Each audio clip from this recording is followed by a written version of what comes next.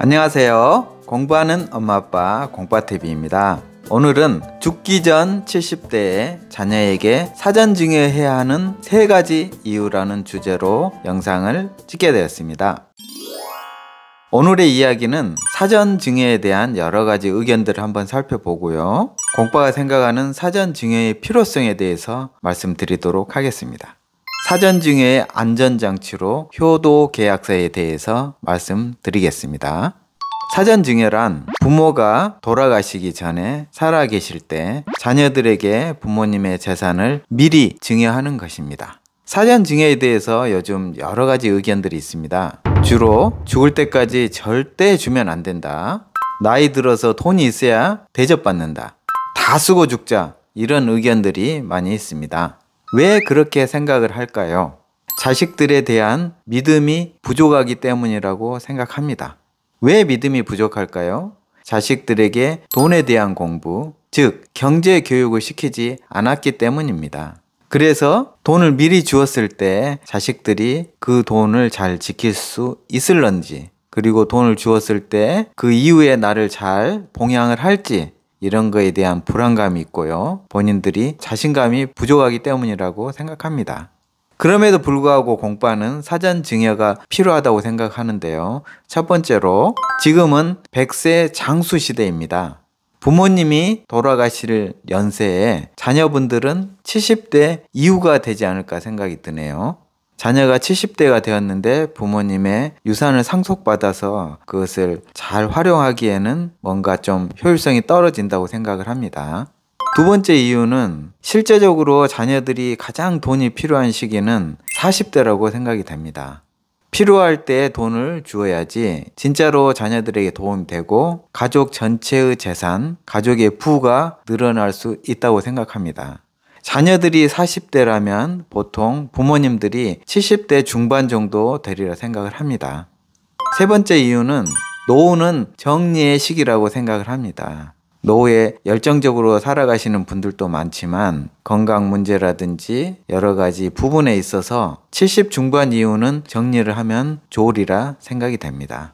본인들이 지고 있는 여러 가지 짐들, 물질적인 짐, 정신적인 짐, 정서적인 짐, 여러 가지 짐들을 다 포함하고요. 또한 같은 개념이지만 관계도 좀 정리를 했으면 좋겠습니다.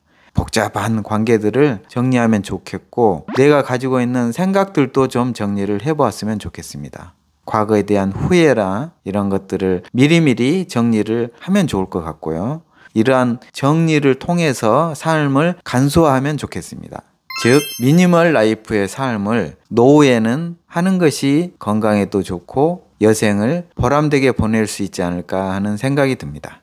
사전 증여의 시기는 부모님이 70대, 보통 70대 중반 정도 되면 30년 터울로 잡고 자녀가 40대 중반이 되리라 생각을 합니다.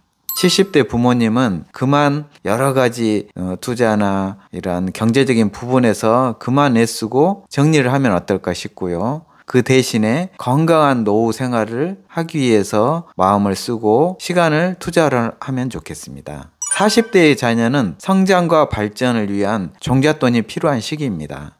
20, 30대에 비해서 성인이 돼서 20년 이상의 시간을 보냈고요. 그 20년이라는 시간 속에서 어느 정도 경험하고 깨달은 부분들이 있으리라 생각합니다. 그래서 젊은 나이에 사전 증여를 하면 문제가 많이 될 수 있겠지만 40대 중반 정도 자녀분들에게 사전 증여를 해주는 것은 괜찮은 생각이라고 느껴집니다.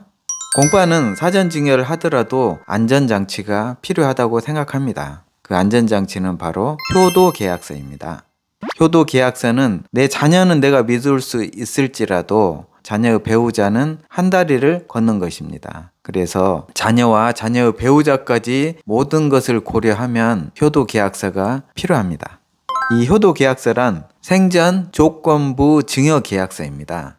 돌아가시기 전에 조건을 걸고 증여를 하는 것입니다. 그 조건이 월 생활비가 될 수도 있고요. 1년에 몇 번 정도 부모님을 방문해라는 것도 될 수가 있고요.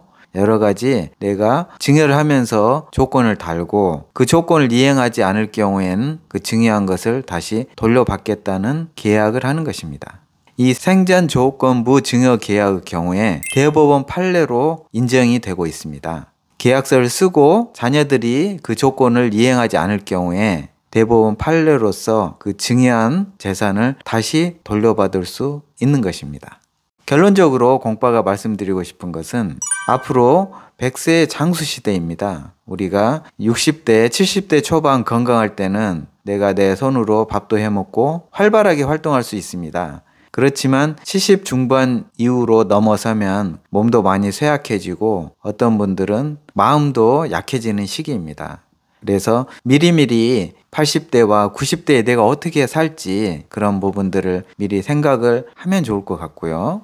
자녀들이 필요할 때 지원을 해주는 것이 우리 가족 전체의 재산을 더 늘릴 수 있는 좋은 방법이라고 생각합니다.